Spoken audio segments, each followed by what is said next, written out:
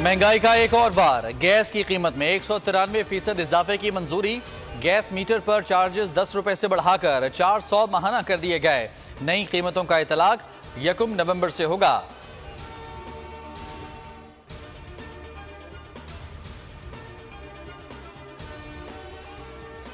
मोहसिन नकवी का Toba take Singh में थाने का अचानक दौरा, फ्रंट डेस्क खाली, अफसर गायब। वजीर आला शदीद बरहम, हवालात में बंद मुलजिमों से जराइम पूछे, दाद रसी के लिए साइलिन से मिले।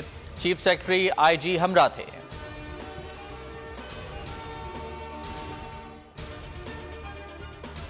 और जनूबी अफ्रीका ने बांग्लादेश को 149 रन से हरा दिया। 383 रन के ताकुब में बंगाल टाइगर्स 233 रन पर ढेर।